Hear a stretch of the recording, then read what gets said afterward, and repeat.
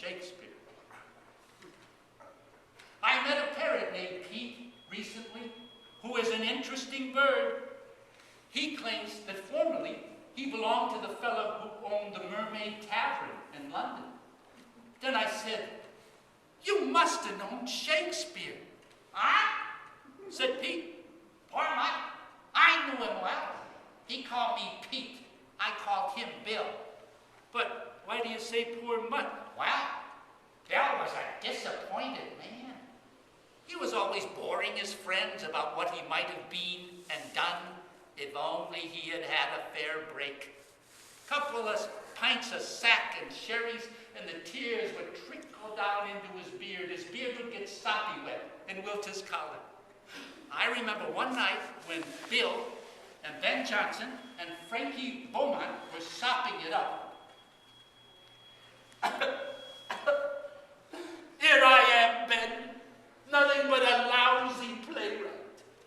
And with anything like luck in the books, I might have been a fairly decent sonnet writer. I might have been a poet if I had kept away from the theater." "Well," said Ben Johnson, I've often thought of that, Bill. But one consolation is, you are making pretty good money out of the theater. "Money, money," says Bill. What the hell is money? What I want to be is a poet, not a businessman. These damn cheap shows I turn out to keep the theater running break my heart. Those slapstick comedies, blood and thunder tragedies and melodrama.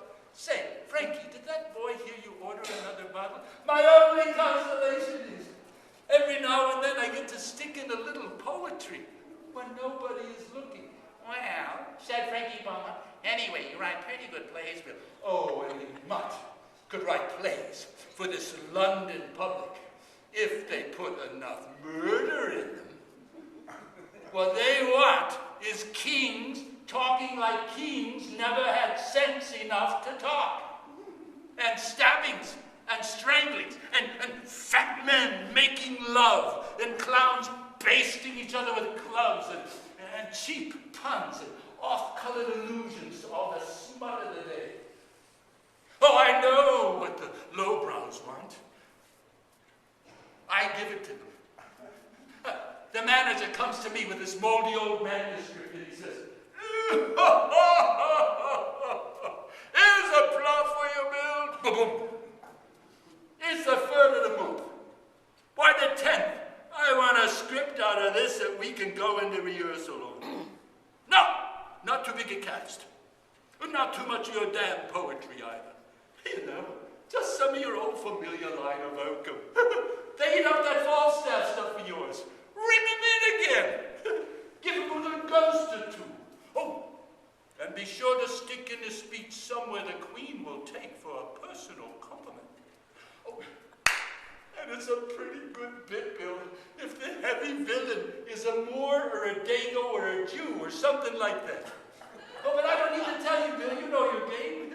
Just send me your old familiar line of Oakham. Oh.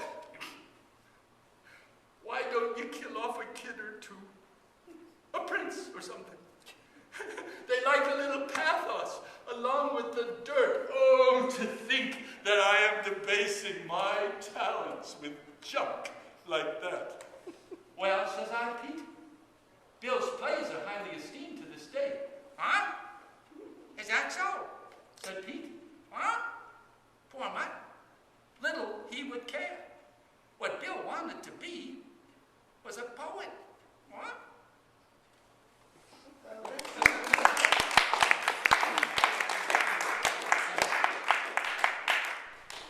Thank you. So, do you see John Barrymore's influence there?